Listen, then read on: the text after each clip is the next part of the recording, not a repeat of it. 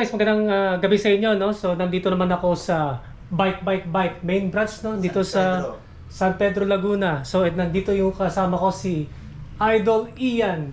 Siya yung isa sa mga staff dito sa Bike, no? Ilang taon na pala kayo dito? Almost 6 years. 6 years na, no? Oh. Kaya sa mga pupunta dito sa bike shop na to, yan, diyan kayo lumapit kay Idol Ian. Yan, eksperto yan sa mga paninda dito sa bike. So anyway, for this video naman po, so i-feature naman natin. Ito kasing fork na to, nung nakita ko to, akala ko, pang MTB. Pero ano pala to, no? Pang road bike? Road. Pang road o gravel, pang 700C. Pero yung ano kasi, yung buka nito, kung nakita ninyo, yan. Sa tingin ko, kakasya dito yung gulong ko na, yung ano yung 27.5 by 2.2 na, yung nakaano ko sa MC ko, yung Continental Contact Urban eh. So, ang brand naman nito ay Feliz. O Feliz, tama ba? Feliz. Actually, yung Feliz na meron ako na i-buy check na yung mga fork nila, Feliz, pero pang MTB naman yun. Mga universal size. So, ngayon lang ako makapag-feature nitong itong road version o gravel version. So, i-start natin itong pag-feature nito sa itong road bike fork o gravel fork. Kaya mag-start na tayo. So, ito na guys, no? Ito yung Feliz Benedici del Alto. Medyo nalang ako sa pangalan, no? Kasi pagkaalam ko itong mga salitang ganito ay Italian. Pero yung nakita ko yung parang flag, parang French eh. Parang French flag. Pero yung brand tsaka yung model pang Italian eh. Sa mga magagaling sa Italian tsaka French, no? Ano na lang kung tama ako, no?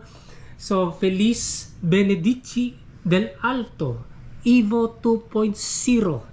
Yan. So, kung titignan natin, first impression ko, kamukha ng Mountain Peak RGF. Same siya. Ang pinagkaiba lang, nung pinagtabi ko dun sa Mountain Peak RGF, ito kasi mas maikli. Kasi nga, pang ano pala to, pang road pala to, pang road o gravel. Pero malaki yung buka, no? So, tignan natin yung details nito. Pagkalam ko, aluminum 6061, no? Aluminum 6061, ali 6061. Then, ito pala, parang katulad dun sa Mountain Peak RGF na straight na, na QR. Yan, non-tapered pala to. Boss Ian, meron ba kayong tapered version yan? Wala siyang lumabas na tapered sa ngayon. Ewan ko sa iba kung may nagkaroon sila, no? Usually, panay non-tapered na dumating sa amin. Pero ito naman, mukhang babagay naman to sa tapered na head tube kasi para katulad din ng malapad no? Parang katulad din sa Mountain Peak RGF. Yan. Tapos, titingnan natin, para katulad din sa Mountain Peak RGF na smooth weld. Yan, smooth weld. Tapos, may butas dito.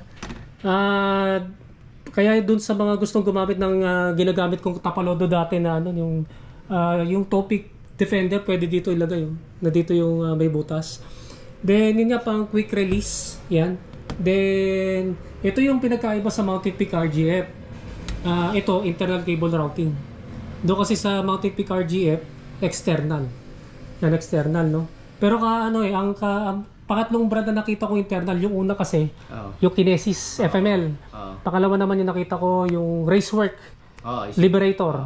Yan, ito yung pangatlo, no, na nakita ko na internal cable routing. Quick release yung drop out. Tapos ito nga, since sa pang road bike ito, naka-design ito sa 140mm na diameter na rotor. Pero kung sa mga naka-MTB gustong gumamit nito, pwede naman lagyan ng adapter to eh. Katulad yung kay Lester Siron na ZTT Meron di ba kayo adapter dito? Meron naman. Meron naman din Yun sa mga tinatamad mag-online yan, meron naman dito. Sa mga gustong bumili nito, no? Tapos MTB yung rotor na gagamitin. Then ano pa ba? Ano pala? Ito kasi, hindi lang Yan. Isa pang feature na kailangan na essential na malaman nyo, yung crown length. Yung crown length nito, sinukot ko kanina, mga 420. Ilalagay ko na lang sa screen yung kasi nandun yung kopya ko dun sa cellphone ko, no. Pero yung yung crown length nito, 420mm. So mas maikli ito ng 5mm yung crown length kaysa dun sa mga sinaunang Mountain Peak RGF 627. Kasi may binag-check na akong bagong Mountain Peak RGF na last week lang. 430 yung crown length. Bumaba ng 5 mm. Yan, ito 420. Then yung blade length naman ito, nasa 376. Yan. So yung balugo ko kasi 373. So nagkasya doon yung yung Continental Kotak Urban na 27.5 by 2.2. So mamaya natin i-fit test natin doon sa gulong ko. At na timbang ko na to kanina, nasa 900 grams. So okay na rin, no. Kasi usually naman yung mga timbang naman ng mga rigid forks mga 800, 900. Actually mas magaan pa to kaysa doon sa Mountain Peak RGF, mga mahigit 900 grams yun. Yan. So next naman, yan i-fit test na natin. Yan nandyan na yung yung aking 27.5 by 2.2.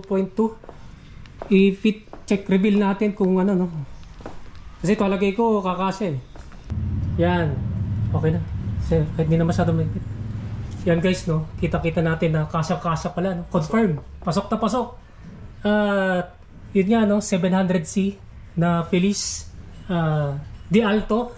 Tsaka ito Continental Kotak Urban ko na 27.5 by 2.2. Tignan natin yung clearance, no.